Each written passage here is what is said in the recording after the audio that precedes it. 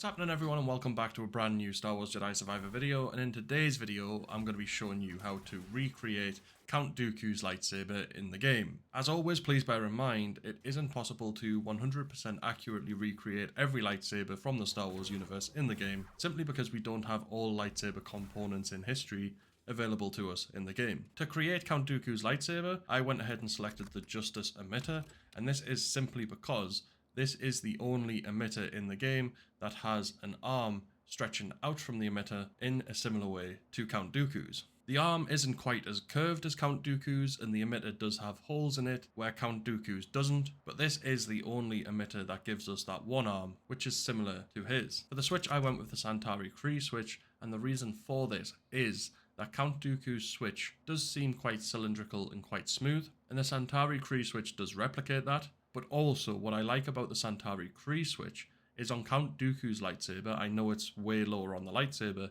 he does have a red trigger, which I think acts as his button to activate the lightsaber. The Santari Kree switch does have a chunk on the back of it that you can turn red, which does give you the resemblance of that switch that Count Dooku's lightsaber does have. Obviously, it's in the wrong place, but I do like that you can kind of resemble that in your Jedi Survivor lightsaber build. For the grip, I went with the Harmony grip, and that is because this grip has those two slim strips running diagonally up the grip in the same way Count Dooku's does, and you can change the inner part of the grip to match the colour of Count Dooku's, and I think it resembles it really well. For the pommel, I went with the Rebel Hero pommel, but you can use any other pommel you prefer. If you don't want any other colours on your pommel, I would recommend the Jaro Tapal pommel if you do not have the Rebel Hero one. If you do have the Rebel Hero one, I would definitely recommend that one. For the primary material, I went with Imperial Chrome, and it's pretty self-explanatory why.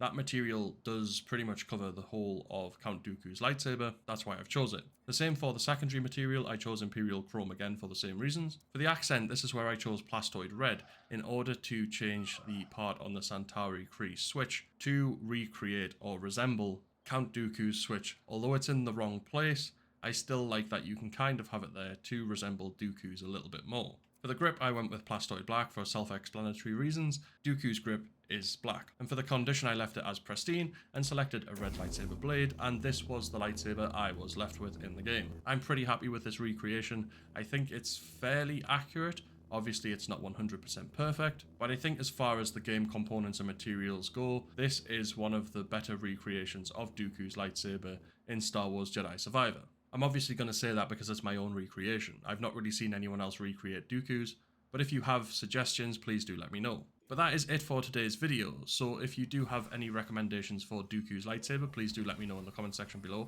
and let me know what you think of my recreation for Dooku's. I did enjoy this one, and I do think I got fairly close to Dooku's actual lightsaber. Obviously it's not perfect, like I keep saying, but I do think it's a fairly good recreation using what's available in the game. If you have enjoyed this video, please do smash a like on it to show support for the game and the series on the channel, and if you are new to the channel, please do subscribe to be kept up to date with all future Jedi Survivor content. But other than that, we'll see you in the next video.